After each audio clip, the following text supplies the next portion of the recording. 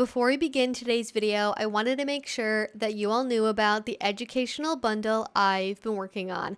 This time we have over 30 unique classes, workshops, ebooks, and more provided by some of the very best educators in the industry. This is an amazing deal, only available for a very limited time. This goes away after August 22nd. Now, I can't share with you what is in this bundle because it just seems to trip a sensor somewhere, but trust me, it is worth it. Please check it out in the description box down below. I have literally had to record this, I kid you not, 20 different times to try and make YouTube happy with this, but they are still not. So if you want to support educators like me, please check out the bundle. It is basically one of the few ways we can make sure that we are compensated for the work that we do. Again, this bundle is only available until August 22nd. Please go and check it out. Link in the description, and thank you. Hello, everyone. My name is Evie Lupine. Welcome back to my channel, and today I have another video for you all. Today, we're going to be talking about polyamory once again, and I genuinely did not think I would be covering this as soon as I am, because I thought I was going to have like one video, my experiences, my thoughts, put it out there, let it go to bed for a while, you know? But for some reason, the internet decided to leave a couple of hot takes on my doorstep about polyamory, and I thought, you know what? I gotta talk about this because I don't see anyone having a conversation around this. So naturally, I feel like I have got to. So what we're going to be doing today is we're going to be responding to a tweet and the general idea that polyamory doesn't last, or that polyamory is in some way doomed to fail in a way that monogamy just isn't for some reason. We're going to be dissecting the feelings around why people believe polyamory doesn't work long term, and we're also going to be using science because we don't have to use anecdotes apparently. We do actually have a little bit of scientific research about polyamory and the duration of polyamorous relationships. So with that being said, let's read the tweet, and just so you know, I'm not trying to start any beef or anything. I just think this is like a really good example of a very common idea when people aren't like fully comfy with polyamory and don't really see why people do it. But anyways, let's read the tweet. It starts by saying, "I'm so glad I saved my BF from these people." And the tweet has a picture of another tweet in it. And you will notice that the date for that tweet is cropped out. And that's for a reason, because this tweet has been making the rounds online on Twitter for a number of years now, I believe, and the person who made that tweet has apologized for it so many times. I believe they possibly even have a YouTube video addressing it. Now, it is not up to me to determine whether or not you agree that they repented in a necessary amount or whatever else. I do just find it interesting that this tweet always gets trotted out, no matter how long it's been, whenever somebody wants to say, you know, basically, I don't like polyamory, I don't get it, these people are all bad. And as part of that tweet, there was somebody who responded, "I've never known a polyamorous couple that lasted more than 5 years." And then OP responded, "Same, those relationships aren't sustainable long-term, IMO." And I think this tweet is so interesting. So also, maybe before I get into this, I should say I'm polyamorous. I've been polyamorous for 7 years now. I discovered polyamory through the kink community. I just basically didn't have any idea in my head that you could do anything other than monogamy. And so when I found out about it, I was like, oh, I have an option. I can do different things. Amazing. Let's see how that goes. And I'm so grateful I had that opportunity. So I did not get into polyamory through like saving a failed marriage, or because somebody was sleeping around or cheating, or because I got bored and didn't want to leave somebody. It was something that was like just a nice additive thing for my life. So that is where my perspective on polyamory flavors all of this. And I find it interesting that so many people have this gut reaction that like, oh, like polyamory doesn't work, and like here's my my intuition is it doesn't because I know somebody, a couple where it didn't work out. And I think there are possibly some reasons why this could be the case. So for example, in polyamory, typically you have more than just like one dating relationship. You have a bunch of dating relationships, different types of connections, like a huge web of interconnected people. And so when you have one relationship that fails, there can be something of a domino effect on all of the other relationships around it, where there is just like more emotion and pressure and like less availability, and just like everything is shifting and changing. And sometimes when that happens, other relationships also tend to break down or also change in some kind of like really dramatic way. Or sometimes people, when they break up with one person, they break up with like the whole polycule. They're like, I'm done, I'm out, I don't want to be around any of you people anymore, I'm leaving. And this is actually talked about in a really great book that is called, I believe, the Polyamory Breakup Book. It might be the Polyamorous Breakup Book, but I think it's the Polyamory Breakup Book. And she talks about how that can be the case in relationships where you have one relationship that falls over, and then the next one does, the next one, and so on and so forth. So it's more a numbers game of like, yeah, if you have, you know, one relationship here versus like 20 or 10 or whatever, you're gonna have more breakups because you're dealing with more relationships in total, even within one person's relationship web. And so, yeah, more breakups can happen. And we're gonna talk about if that's even a problem here later on in the video, but I can see that potentially being a thing. But you will notice in that tweet, they had a very particular way of phrasing this. They said polyamorous couple.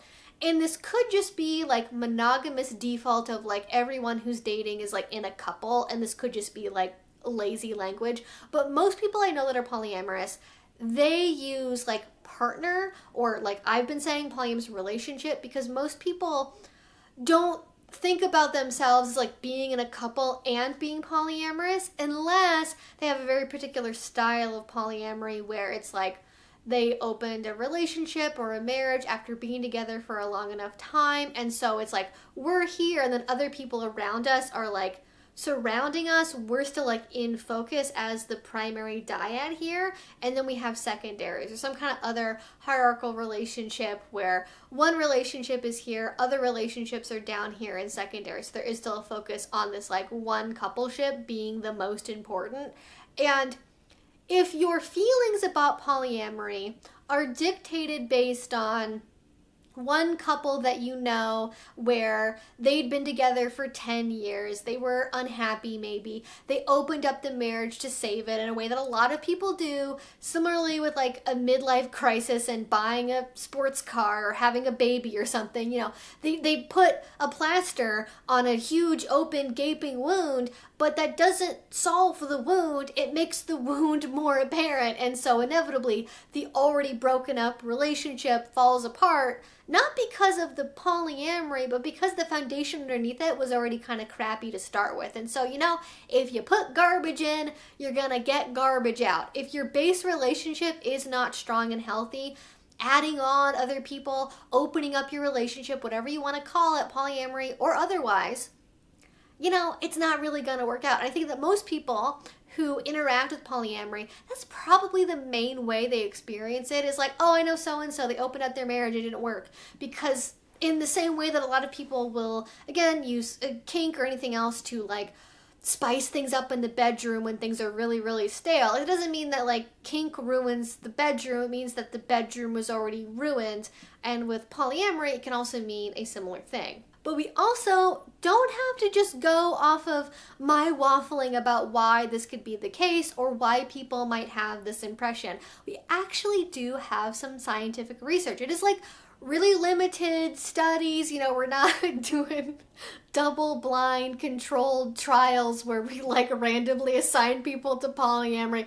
That would be, how would you even do that? You really could, but I like that idea somehow. It's like, oh, if we're gonna have a study about polyamory, we have to do a random Double-blind controlled trial of like randomly. How would you just like date a doll? How would that work? Okay, I'm off in the weeds here. Let's talk about the actual study, okay? So it was a recent survey that was done of 340 polyamorous adults, and it had some interesting insight. So, quote, critics charge polyamory as simply a smokescreen for infidelity. It might work short term, they contend, but over time, no way. The survey included a variety of styles of polyamory and a large range of ages and lifestyles. How long did all these relationships last? The primaries an average of 8 years, the secondaries 5 years, but 20% had been together a decade or longer. Another study found folks in monogamous relationships had a relationship just 3.3 years long, whereas polyamorous ones were 7 years long. And then when you try to look into the average duration of a monogamous relationship, that gets real complicated, because when I was looking, depending on the source, the ages, a bunch of other factors, I would see anything from under 2 years, over 2.5 years, under 3 years, 7 years, almost 20 years, depending on, age and marital status and a lot of other things. And so monogamy, judging by even that number range there, it's either similar to or potentially shorter in length on average than polyamory is. So who has the relationship duration problem here?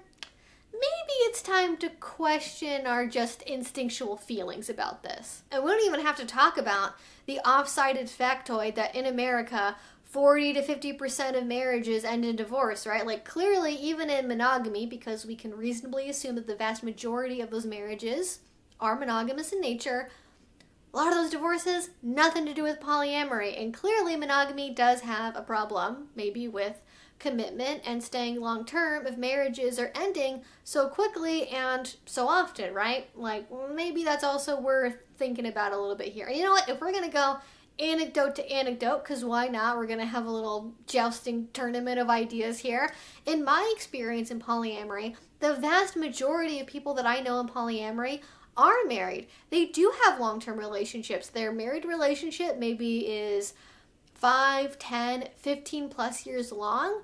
And then with their other relationships, the longer term ones can be like 6, 7 years, 5 years, and then anything else they have, that could be a couple months, couple years. Because the real point is that I think people's intuition is that polyamory is a revolving door of failed relationships. You're just constantly dating and dating and dating and dating, and then as soon as somebody like annoys you, you break up. You never have any commitment, you never have any duration to your relationships, and you're just faffing about doing whatever you feel like and never settling with anyone ever. And you're just like, every relationship goes on for like 6 months, then implodes, and you just leave a wake of failed relationships in your path and behind you.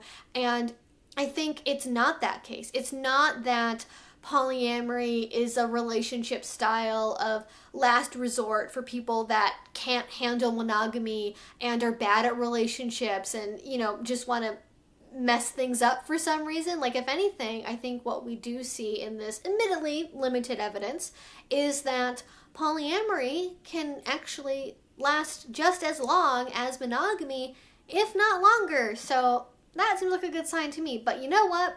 Honestly, though, the length of a relationship should not be equated to the success of a relationship, because I think it's a very monogamy-centric way of thinking about things to go, well, you were together for 20 years, that's better than only being together for 5 years. But that says nothing about the lived quality of the relationship. I don't know about y'all, I would way rather be in a relationship that is only gonna last for 5 years versus being with somebody for 20 and being miserable for 15 and just wishing I could get out, but not really having the social ability or the financial ability to leave that relationship, because then I'd be in a failed marriage, and that says something about my personality or my ability to endure hardship. Marriage is forever. Marriage is a true commitment. You can never break up. There's a lot of people that endure the worst possible things in a relationship, in a marriage, because, well, if I leave, I'm a bad person. I didn't work hard enough. It's my failure if I leave a relationship. I think that's like a really bad mindset to have. And in polyamory, you have a flexibility to be able to look at your relationships in a different way and realize I don't have to stay here.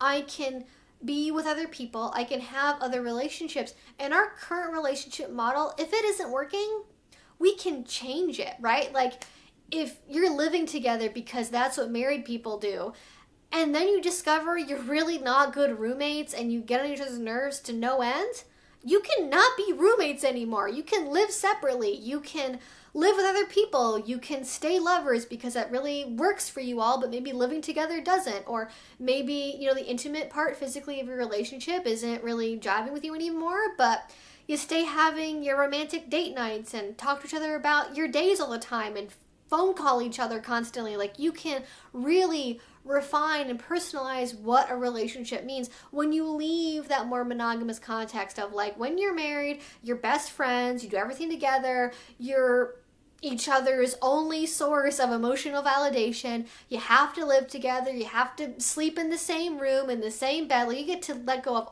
all of those expectations from society and really build something that works. And you can change your relationship status from like dating to friends to back again to casual to serious to comet partnerships where you hang out like once a year. Like, it can really be whatever you want. And I think I've said this also even with kink as well, where flexibility in a relationship allows it to be more sustainable. So with that in mind, it doesn't surprise me that in polyamory, relationships might actually last for longer because they can bend with changes and with preferences. Like, if you are polyamorous and you're with somebody who really, really wants kids and you don't, you can go, hey, like, this is not going to work for us to be primary nesting partners. Go out, date, find your future spouse and like co-parent. Great, do that, awesome. I'm happy being, the cool uncle over here, or just being friends but not really being involved in your family life. And you can stay connected without having to like do the whole like dramatic breakup, they're the worst ever, I hate them so much thing, or, doing an awkward, slow decay into like friends with benefits. It doesn't really make anyone happy, or like resenting your partner for years before you break up. It allows you the ability to go, hey, this isn't really working. Let's change this before we hate each other, And not every polyamorous person is perfect at this. A lot of people still hang on to relationships that don't really work or don't make them happy because we still have that sunk cost fallacy that happens for us as well. But we at least have social permission within our own circles to know that it's okay to leave, and it is not just a sole badge of honor to have a 20-year-long relationship and, be better than other people because of how long we've been together. Like, I think, I honestly, I don't even think monogamous people really think that as well, but like, even just like as a quip against polyamorous people is, oh, it doesn't last. Like, well, is that really what's important? Think about it. Do you really think that's the most important? Or are you just saying that because you have an intuitive feeling that's wrong? That polyamory doesn't work. You just want to like spite people, But, maybe there's something about the types of people that are drawn to polyamory. Maybe people that are liberal, West Coast, millennials with their avocado toast. Maybe they're all polyamorous and they're destroying relationships because they don't ever have any sense of commitment, and they're doing it to save money on renting a one-bedroom apartment in San Francisco. As the joke goes, monogamy in this economy? Yeah, I don't think so. But actually, it turns out we do have some research about the types of people that do polyamory. For example, there was a great article that was done with the Kinsey Institute at Indiana University that talked about this, and it was very revealing. So for example, about 10% of people have been involved in polyamory, and almost 17% are interested in it, which I think is a lot higher than I was initially assuming. But the article goes on to talk about how, quote, contrary to popular belief and media stereotypes, both these studies found that there isn't a particular type of person who has engaged in consensual non-monogamy. Both studies found consistency across categories of religion, race, ethnicity, political affiliation, geographic location, and income. Polyamorous were as likely to be Republican or Democrat, poor or wealthy, white or black, on the coast or in the middle of the country. One significant finding of the 2021 study was that of people who were not personally interested in polyamory, only 1 in 7 indicated they respected people who engaged in polyamory. That is, the majority of people who are not in these types of relationships or aren't interested in them disrespect or have negative perceptions about those who are. This is not a new finding. Previous research has documented erroneous views of polyamory as immoral, harmful to children, low in relationship quality, and a source of the spread of sexually transmitted infections and other negative associations. And that brings us back to the top of this tweet, right? I saved my boyfriend from these people. Really giving up the game there, huh? And it's probably just a joke and they're being hyperbolic for the sake of having a hit tweet, as we all do from time to time. But I think underneath that, there is a core belief of I am better than somebody who is polyamorous. Polyamorous people are bad, untrustworthy, or don't have good relationships, and I have trouble believing they're not one of the, 6 out of 7 people that don't respect polyamory or don't respect people who do polyamory? Yeah, and so when you say something like, I saved my boyfriend from these people, I don't know what their relationship is like. I get the sense that oftentimes that kind of sentiment comes from a monogamous person who does what we call cowgirling someone or cowboying them, where a monogamous person gets in a relationship with a polyamorous person, they break up the polyamorous dynamics that already are there, and then they go off to be monogamous with the previously polyamorous person. And it's often done under the guise of saving them, having a better relationship, really I need this, and actually polyamory is something you don't really have to have. It makes you unhappy, makes me unhappy, blah, blah, blah. And they take someone out of polyamory for their own selfish reason of wanting that person. Did you not just hear the stats? The vast majority of people are monogamous. If you want a monogamous person, date a monogamous person. And again, I don't know if that happened here, but that's one really common way of doing it.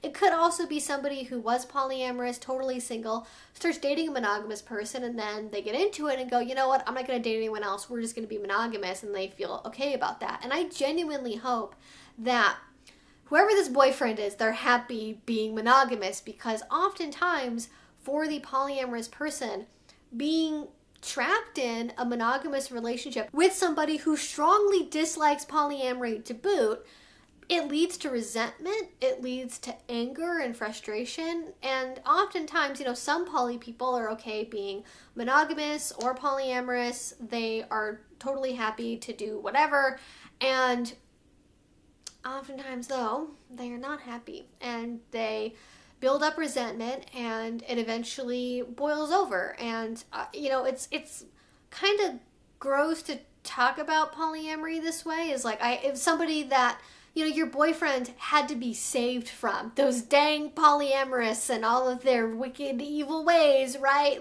How dare they just have open, consenting relationships with other people they're compatible with that know what they're getting into and want to be there. I mean, isn't it just the worst? And I feel I've been a little bit jokingly condescending in this video, and I don't mean to be. I just this is how I cope, I guess. I don't think if you're monogamous that you're wrong, your relationship style is wrong or bad or lesser. I genuinely, deeply in my heart believe that you should pick what relationship style works for you, what makes you happy. Just stop putting other people down, okay? Okay, that should really be it, I think. And it will be it, because that's the end of the video. So thank you all so much for watching. I would love to know your thoughts in a comment down below, especially if you are also polyamorous. What do you think about all of this? Also, if you feel comfortable sharing, how long is your longest relationship as a polyamorous person? I would love to have just some more anecdotes out there, because apparently that's what we use these days, and not actual science. So let's go with that. With that being said though, if you did enjoy this and you're not already, please do subscribe. I make videos twice a week about all sorts of different kink, BDSM, relationship, dating related topics. And finally, if you want to support what I do, the best way you can do that is with Patreon. A link to that will be down below. If you do already support me there, thank you so much. It means the absolute world to me. And until I see you all next time, I hope you have a great rest of your day and a great rest of your week. Bye-bye.